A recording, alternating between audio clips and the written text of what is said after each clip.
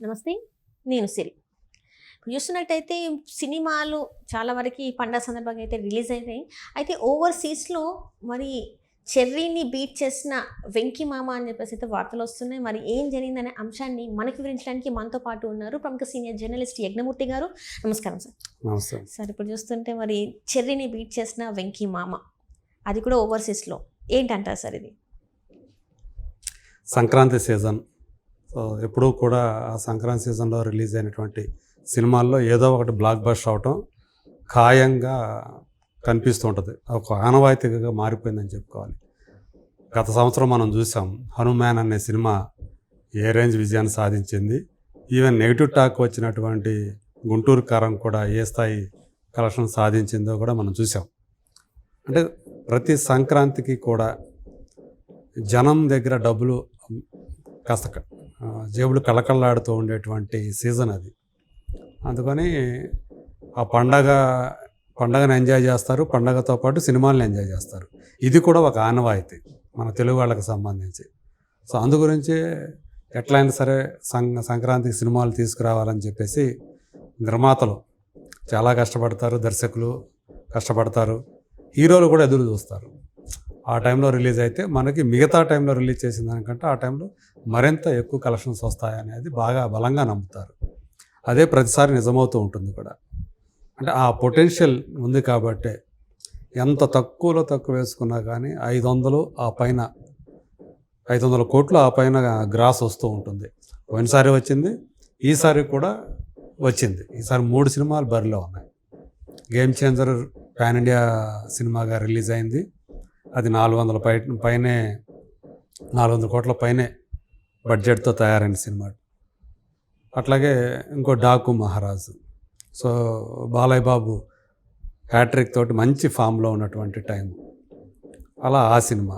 అట్లాగే last time సంక్రాంతికి వచ్చి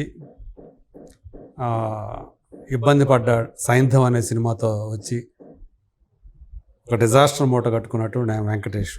ఆయన కూడా తన అదృష్టాన్ని పరీక్షించుకుందామని వచ్చారు.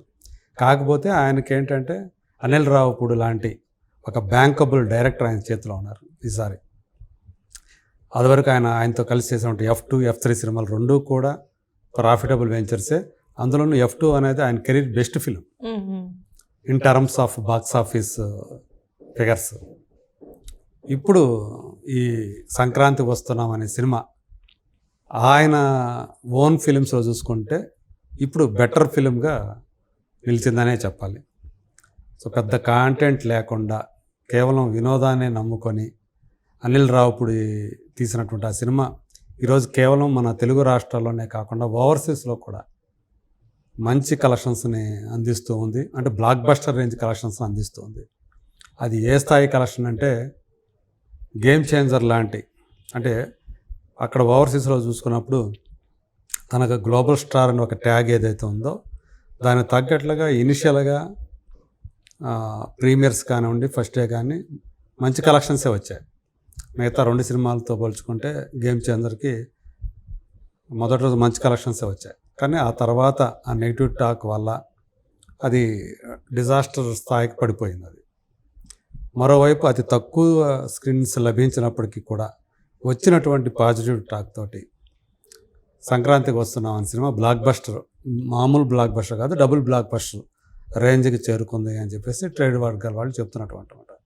ఇప్పుడు మనం ఓవర్సీస్ గురించి మాట్లాడుకుంటున్నాం కాబట్టి అది కూడా ఉత్తర అమెరికాలో, యుఎస్లో. అక్కడ ఇది గేమ్ చేంజర్ కంటే కూడా రెండింటికి కూడా 4 రోజులు తేడా ఉంది. అయినప్పటికీ కూడా దాని స్క్రీన్ కౌంట్ ఎక్కువైనప్పటికీ కూడా గేమ్ చేంజర్ది దానికంటే 4 రోజుల తర్వాత లేట్ అయినప్పటికీ, తక్కువ స్క్రీన్లు ఉన్నప్పటికీ సంక్రాంతికి వస్తున్నాం సినిమాకి ఎక్కువ కలెక్షన్స్ వచ్చాయి. $2.3 మిలియన్ సంక్రాంతికి వస్తున్నాం సాధిస్తే ఇది 2 మిలియన్ దగ్గరే ఆగిపోయింది. గేమ్ చేంజర్ అనేది ఆగిపోయింది మీన్స్ ప్రస్తుతానికి అలా ఉంది. అంటే దీన్ని దాటేసి, గేమ్ చేంజర్ను దాటేసి సంక్రాంతికి వస్తున్నాం అనే సినిమా మరింత ఎక్కువ కలెక్షన్లు రాబడుతూ ఉంది. రాబోయే రోజుల్లో అది ఇంకా బెటర్ అయ్యే అవకాశాలు ఉన్నాయి సంక్రాంతికి వస్తున్నాం కలెక్షన్స్.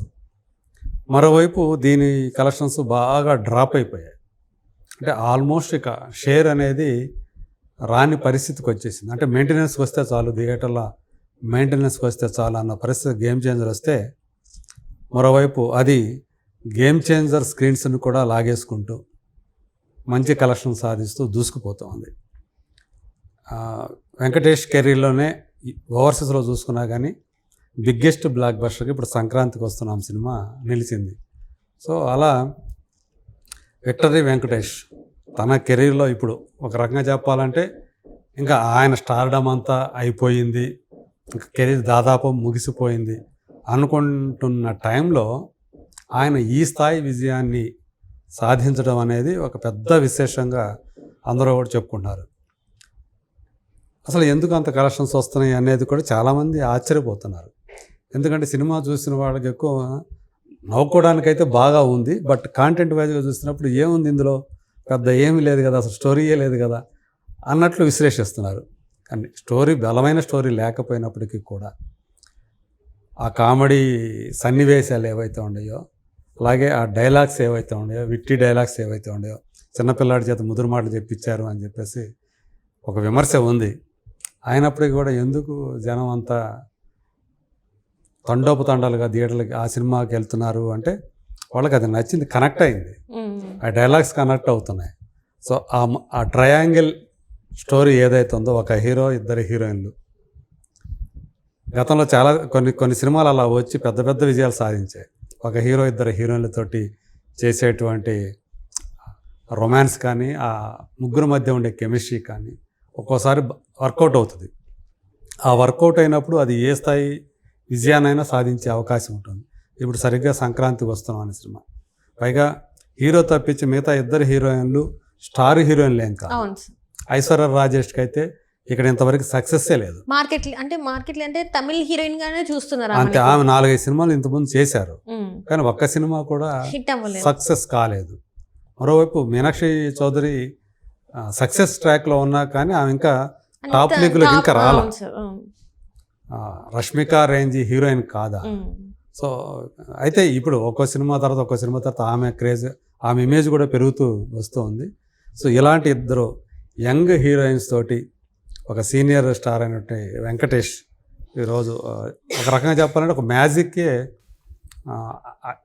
వర్కౌట్ అయిపోయింది. అది మ్యాజిక్ లాగా వర్కౌట్ అయింది ఆ ముగ్గురు కాంబినేషన్.